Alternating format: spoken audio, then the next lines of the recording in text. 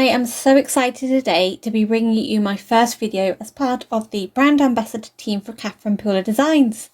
I absolutely love her products, I love her ink, so I'm so excited to be on this team.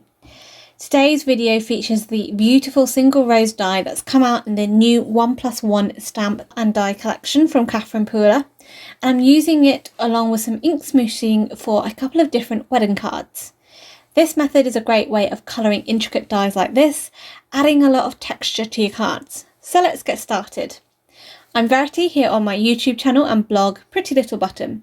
If you are new here, I make paper crafting tutorials for the everyday crafter. Okay, so to start off with, I'm using some pinks and purple inks from Polka Designs. The pinks are Coral Cabana, Samba and Party Dress, and all of these feature in the Party collection of inks. These are nice, bright, vibrant colours. Then I'm also using some purples, and for these I'm using Sugared Lavender, Royal Treatment and a Queen for a Day. All of these colours feature in the Spa collection, and Spa collection is more muted tones. Polka inks are great for a variety of different techniques, and as they are all water active, you can use them for ink smooshing as well as creating splatters over your cards. To do the ink smooshing, we need to press Coral Cabana ink pad down onto a non-porous surface, for example like a glass media mat. Then I'm using some water in a spray bottle just to spritz the ink until it starts to bead up. Now we've diluted the ink, we can now press watercolour cardstock down into that ink to pick up the colour and transfer it. We can do this as many times as you want, so you can dip it in and out of that ink as many times as you want and in different areas of the cardstock. And once you're happy with the coverage of that colour of ink, you can then either leave the panel to dry or use a heat gun to speed up the process. So I'm using my WOW dual speed heat gun to do this, and I'm using the first setting, which is the slower speed setting. This allows you to dry the actual cardstock but reduces the amount of warping that will occur, and it's more for drying as opposed to the heat embossing. Now it's useful to dry the ink between colours to prevent the colours mixing too much and muddying, and then it allows you to still see each of the colours when you overlap them at the end. Now the panel is dry, you can then go on to add the next colour. So the next colour I'm using here is the Samba slightly darker pink. And again, I'm smooshing this down onto the glass mat, spritzing it with water before dabbing my cardstock into it. I would always start off with the lighter colour and layer up to the darker colours. If you start with the darker colours, you aren't going to really see the lighter colour when you add it. Also bear in mind when you're adding the darker colours, where you're adding them to the cardstock and dabbing the cardstock into it, because they will start to overlap and you will start to encroach on the lighter colour. Again, I'm heat setting in between the colours, and the last colour I'm using in the pink is the Party Dress, which is a lovely, rich, vibrant pink. Now you could completely cover the whole of the cardstock with the colour, but I left a few areas of plain watercolour cardstock visible just to add some variation and texture. Okay, so I'm repeating this again, but instead of using the pinks, I'm now using the purple colours. So these colours are going to create more muted tone background because they come from the Spa collection. The first colour I'm using is the lightest purple out of the three today, and this is Sugared Lavender. Once this is dry, I was then going in with Royal Treatment, which is a lovely medium toned purple that's lovely and rich and royal as it sounds. And this purple was my favourite until they released a Queen for a Day. And I've now had Queen for a Day for about a month, 2 months, and it's my new favourite purple from Polka. It's a gorgeous, dark, rich, deep purple, and it's one of my favourite colours out of her whole ink collection along with Juniper Mist. So although the purple background uses a Spa collection inks, the purple and pink backgrounds do work well together because you've got the bright pink popping against the muted tones of the purples, and the purples soften the pinks up.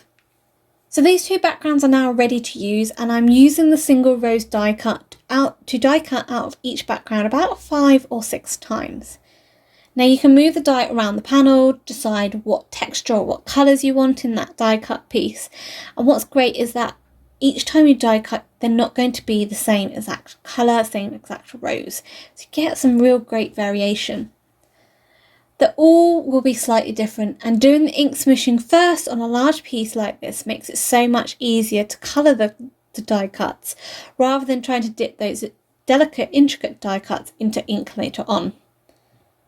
So to give the die cuts a bit more stability when they're on the card, and also to prevent them from getting lost in one another when they're overlapped, I'm adhering these down onto a white cardstock. Now I'm adding some liquid adhesive to the back of each die cut, and then I'm just dabbing it off onto a scrap piece of paper before adhering it down onto the cardstock. When you do this, glue will smudge out the sides.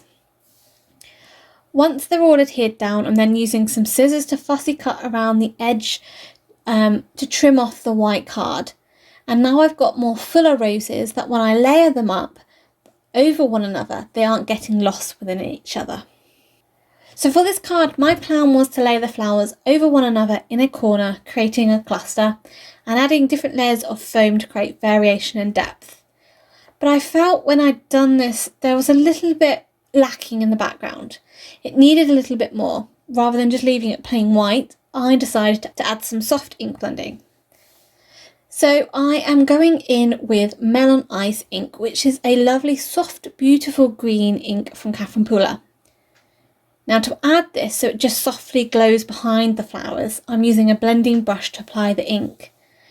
Now I'm tapping the ink off the brush before moving onto the cardstock, but I'm not worrying about ink splodges too much on the cardstock if it's behind where the flowers are going to sit, because they will cover that up.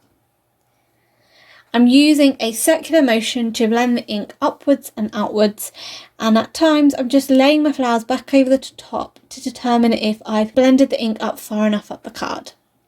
For a little more added texture to the background, I'm then smooshing the ink pad down onto my mat, spritzing it with water and using a paintbrush to pick this up before I start tapping the paintbrush over the background to add some ink splatters.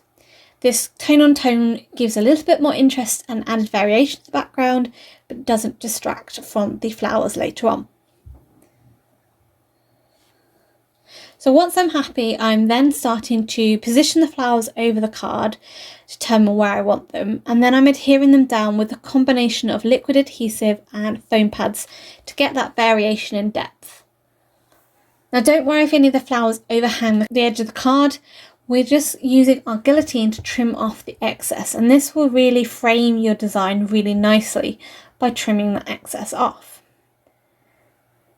For the sentiment, I'm using one of the sentiments from Tie the Knot sentiment stamp set from Polka's 1+1 collection, which is a newly released collection. And I'm using the You're Engaged sentiment to heat emboss onto black card.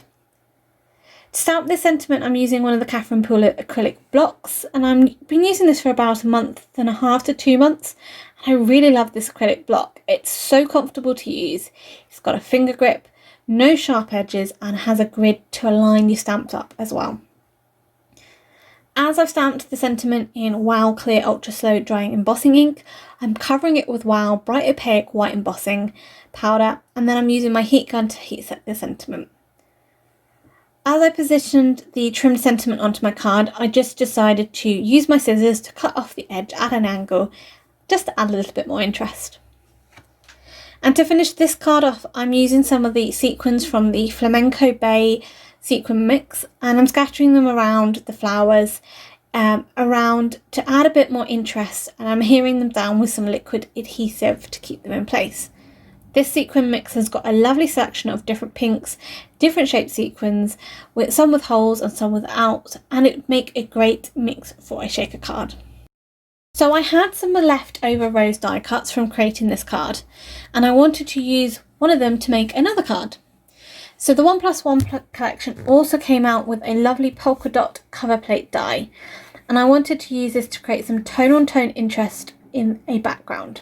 So I'm die cutting the polka dot cover plate die out of some Polka premium white cardstock, and this creates a 5.5 by 4.25 inch panel. To adhere this down to a white card base made out of the same card, I'm just using some liquid adhesive on the back, and this gives me some wiggle room as I position it on the card base in case I've not lined up straight. With this card, I'm keeping it quite simple to allow that rose to shine.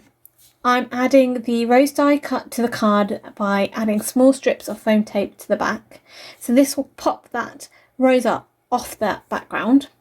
And then I'm adding another sentiment from the Tie the Knot sentiment stamp set. Again, heat embossing this onto black card, trimming it down, and then foam mounting it onto the card. To just embellish this card a little bit, I'm using again some of the sequins from the Flamenco Bay sequin mix. This time I'm just using one type of sequin, which is a lovely soft pink round disc. Ink smooshing is a great way to create colour and texture for backgrounds to then die cut from. It's perfect for delicate dies such as this, as you can create colour before you die cut it, and you don't have to fiddle about trying to dip those delicate die cuts into your ink puddles. You can create different die cuts each time, so you'll always have a unique card. If you're interested in any of the products I've used today, they are listed in the description box below or on my blog, where you'll also find more photos. If you enjoyed today's video, please give it a thumbs up, and why not subscribe to the channel. Don't forget to hit that bell icon to be notified when my next video is up. Also, why not check out this other video for some more inspiration. Until next time, happy crafting!